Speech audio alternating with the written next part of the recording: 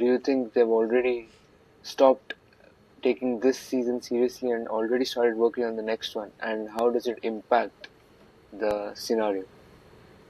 Yeah, that's a very good question because, and it's very relevant in the days of the cost cap because in the past, big teams like Ferrari or Mercedes they could keep developing a car till the end and then start developing next year's car parallelly because they had unlimited money.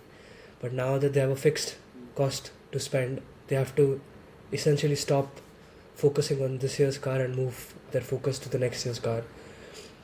Being a big regulation change next year, almost all teams have already stopped developing this year's car. Teams like Williams, they brought only one upgrade this year and they turned off their developments and they focused on the next year already. Ferrari as well, before the summer break, I think for Spa, they brought a set of upgrades and they said that that was the last piece of upgrade that they were bringing, and the car would essentially stay the same till the end of the season, apart from a few track specific upgrades such as the front wing or the rear wing. So, yeah, they have moved their focus to next year. In fact, there are teams such as Aston Martin who have hired Adrian Newey, who is considered to be the greatest designer of all time in F1, and they hired him specifically for 2026. So even though he joined the team in March, he didn't work on this year's car at all. They have given him his time to work on next year's car. So it's that important for these teams because it's a complete reset. So if you get it right, you can start dominating or at least start fighting at the top for the next 3-4 years. So yeah, it's very crucial, especially in the cost cap era, when you stop fighting or when you stop upgrading this year's car and move to the next. In one way, it's very easy for the teams this year because except McLaren, no one else is even close to fighting. So they all can just give up and move their focus to next year. But if it was a title fight like in 2021, it would have been very decisive or crucial when you stop developing this year's car because it has an impact on the current championship as well as next year.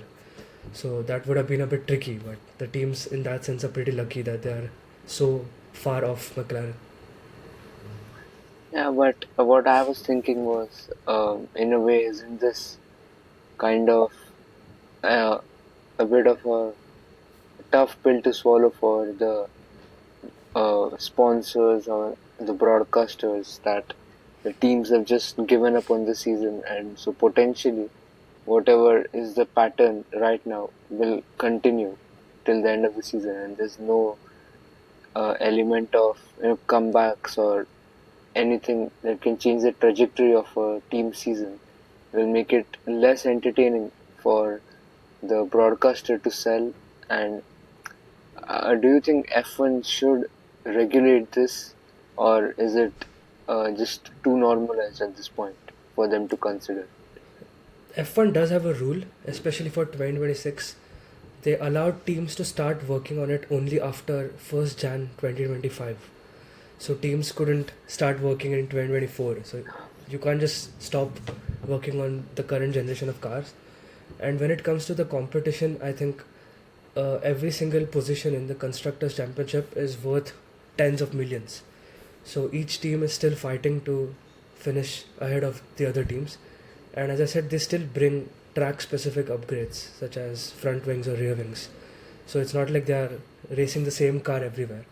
They still try to optimize it, but they are not developing new parts because it takes a lot of money, and they are instead using that for 2026, which will improve the racing next year as well.